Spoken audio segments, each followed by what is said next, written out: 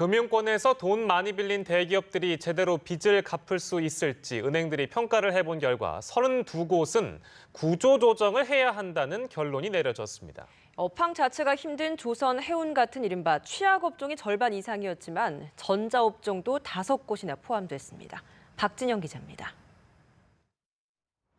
금융권에서 빌린 돈과 보증 등이 500억 원 넘는 대기업 1,900여 개 중 구조조정 대상으로 최종 판정이 난 곳은 32곳입니다.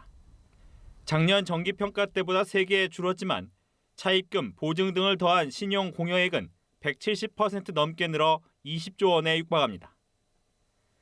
32곳 중 13곳은 워크아웃, 19곳은 기업 회생 절차에 들어가야 한다는 판단이 내려졌습니다.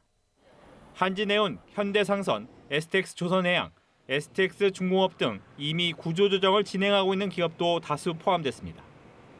조선건설, 해운, 철강, 석유화학 5대 취약업종 기업이 절반인데 눈에 띄는 것은 전자업종 5개사가 포함된 점입니다.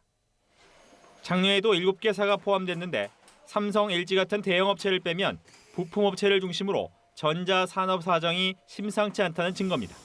LCD라든가 LED 같은 경우는 저희가 중국의 생산량이 굉장히 늘어있기 때문에 리스크가 굉장히 커진 상황이고 현재는 양호하지만 반도체라든지 2차 전지, OLED 같은 경우도 또 부실 징후는 있지만 자체 경영 정상화 추진 판정이 나온 회사도 26개사가 있습니다.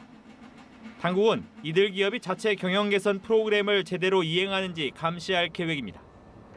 최대 현안인 현대중공업과 삼성중공업, 대우조선해양, 조선빅3는 구조조정 대상 32곳에 포함되지 않았습니다. 하지만 이 중 대우조선해양은 추가 분식회계 발견과 수주 부진 탓에 현 자구 계획만으로 정상화가 가능할지는 미지수란 평가가 지배적이어서 논란이 불가피할 전망입니다. 연합뉴스TV 박진영입니다.